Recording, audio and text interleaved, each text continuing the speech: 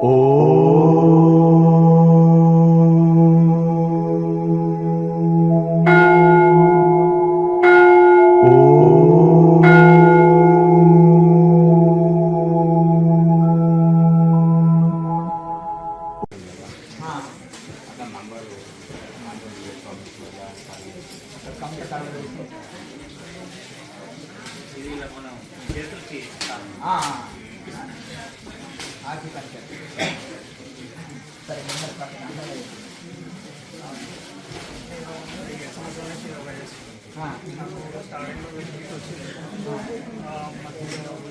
యోగాలు చేస్తున్నారో ఏం చేస్తున్నారో అవన్నీ పక్కకి పెట్టేసి క్రియాయోగం చేస్తున్నారు. అర్థం దీంట్లో నేను ఆన్సర్ చేయగలుగుతాను. నేను ధ్యానం చేస్తున్నాను, ఎందుకు ఫలితం వస్తలేదా నాతో కొట్టాడు, మీరు ఏడ నేర్చుకున్న వాడు పోయి కొట్టాడుకోవాలి బాబు అని అంటారు. అంతేనా కదా? అక్కడ తెలియదు నిద్రపోతున్నావా, గోడకాన్ని కూర్చుంటున్నావా, ఆహార నియమాలు పాటిస్తున్నావా తెలియదు. మీరు అష్టయోగంలో కూడా అస్తవ్యస్తంగా రకరకాల ప్రాణాయామాలు చేసేసి ఈడ పట్టుకునే నాకు ఆడ పట్టుకునే నాకు ఈడ దెబ్బలే రకరకాలుగా చెప్తుంటారు. అది ఏ రకమైన నువ్వు ప్రాణాయామం చేస్తున్నావు, ఏ రకం చేస్తున్నావు, పోయి అవి చేస్తున్నావు, నువ్వు రైట్ చేస్తున్నావా రాంగ్ చేస్తున్నావా, అసలు నీకు నేర్పించిన ఆయన ఎవరు, అంత పర్ఫెక్ట్ ఉన్నారా, టీవీలో చూసి చేస్తున్నావా, కొంతమంది బుక్కులు చూసి చదివి ప్రయోగాలు చేస్తారు, కొంతమంది ఇది ప్రయోగం చేస్తారు. అదే క్రియాయోగాలు అంటే బుక్ చూసినా టీవీ చూసినా పెద్ద ఎఫెక్ట్ పడదు, ఏమి వల్ల హాని లేదు. ఒక్కరైనా క్రియాయోగంతో ఇబ్బంది పడుతుంది నాతో పలికి నేను దానికి రెస్పాన్సిబిలిటీ వహిస్తాను. ఎందుకు ఇంత కాన్ఫిడెన్స్ తో చెప్తున్నాను. ఆ నిద్ర ధ్యానంలో పిచ్చోళ్ళు అయిన వాళ్ళు ఉన్నారు, అర్థమైంది కదా. మత్తులోకి వెళ్ళిపోయి ఆ మత్తులో తాగిన వాడు మత్తులో ఉండి ఉన్నట్టు ఇబ్బంది అయిన వాళ్ళు ఉన్నారు, లేకపోతే వంగి కూర్చొని నడువులు మెడలు దెబ్బతిన్న వాళ్ళు ఉన్నారు. కానీ ఇంతవరకు ఎందుకంటే ఒక అనుభవజ్ఞుల సంరక్షణలో చూడడం జరుగుతుంటుంది, పర్యవేక్షణలో చూడడం జరుగుతుంది, సలహాలు ఇవ్వడం జరుగుతుంది. అద్భుతమైన వెయిట్ లాస్ కావడము, శరీరంలో జబ్బులు పోవడం, మనశ్శాంతి రావడము, మంచి థర్డ్ ఐ ఓపెన్ కావడం, మంచి అనుభూతులు కలగడము.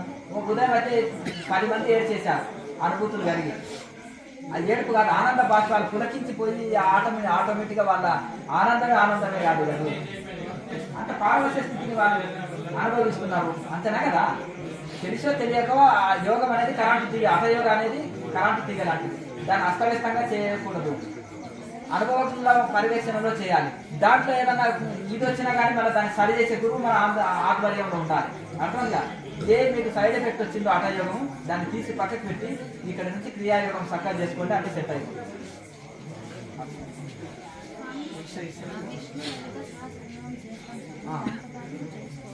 చేసుకోవచ్చు.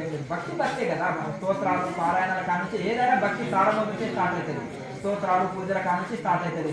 క్రియలో మీరు ముందుకు వెళ్తున్నప్పుడు ఇవన్నీ ఆటోమేటిక్గా తగ్గుతాయి. రామకృష్ణ పరమహంస ఆటోమేటిక్గా అత్యున్నత శిఖరాలు అందుకున్నప్పుడు పూజలు ఆటోమేటిక్గా ఆయన మానివేయడం జరిగింది, వేరే పూజారిని పెట్టడం జరిగింది.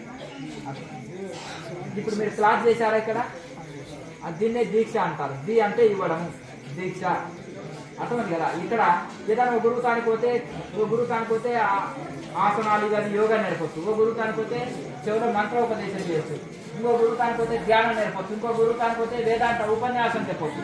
విచారణ అంటారు చాలా మంది. కొన్ని సాంప్రదాయాల్లో విచారణతోటి నీకు మాయ వదులుతుంది, సంసారం వదులుతుంది, మోహం వదులుతుంది, అజ్ఞానం వదులుతుంది అంటారు. కనుక అవన్నీ వదలాలంటే అది విచారణ చేయాలి, అది ఎక్కువ ఇంపార్టెన్స్. వేదాంతులు విచారణకు చాలా ఇంపార్టెన్స్ ఇస్తారు. విచారణ ముఖ్యమే, కానీ ఓన్లీ విచారణ అంటే అన్నదనం అంటే ఆకలిపోదు. విచారణకు సాధన తోడు కావాలి. విచారణ అనేది వేదాంతం అనేది థియరీ, యోగం అనేది ప్రాక్టికల్. ఈ రెండు కలిసినప్పుడే, అందుకని విచారణ ధ్యానం అంటున్నారు. యోగం ఇవి కలవాలి, థియరీ ప్రాక్టికల్ రెండు కలిస్తేనే అనుభూతి పొందగలుగుతాం.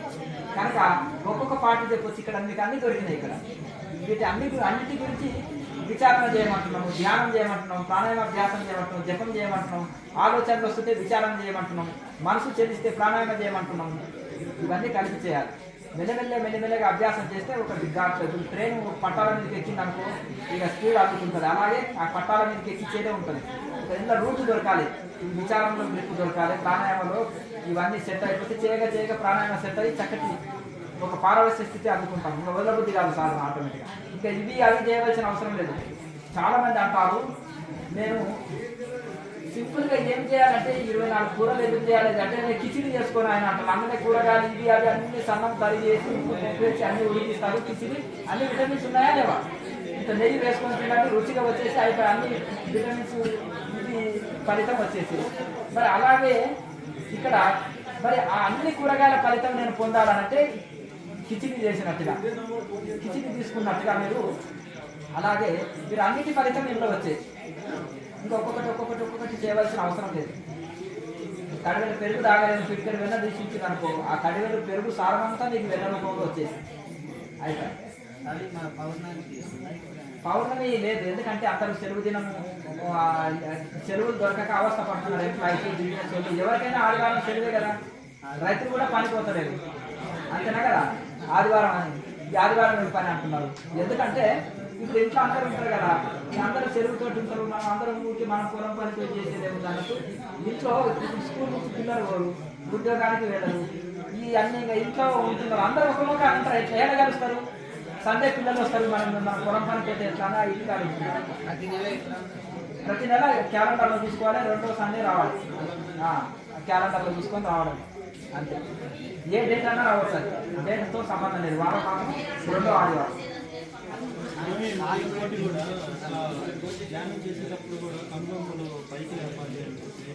ఏం అవసరం లేదు, కళ్ళు మూసుకొని చేయండి, చక్కటి ధ్యానం జరుగుతుంది. అంటే కళ్ళు బాగా నీరు వచ్చే, మనకి వేడి ఉన్నప్పుడు విపరీతమైన వేడి వస్తుంది.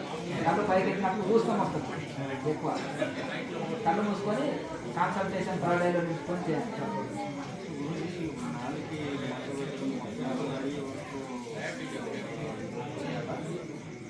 మట్ట పెట్టుకొని చేస్తే మనకు శరీరంలో ఊష్ణం పెరగదు, మనసు ప్రసన్నంగా ఉంటుంది. చేతి ముద్రకి అభ్యాసం అవుతుంది. తర్వాత ఈ తల వేసి వేసేసి చేయగా కొన్ని రోజులకు నాలుగు పొడి అయితే కుందకి వస్తుంది. నాలుక మట్ట పెట్టుకొని మళ్ళీ నాలుక మళ్ళీ బయటకు వస్తుంటుంది. కొత్త వాళ్ళకి మళ్ళీ లోపలికి అనుకోండి, పర్లేదు. లాలాజలం వచ్చినా మింగి వేయండి. సరే, అందరూ భోజనాలు చేసుకొని విశ్రాంతి తీసుకొని మళ్ళీ తెల్లవారు 4 గంటలకి వెళ్ళిపోతారు.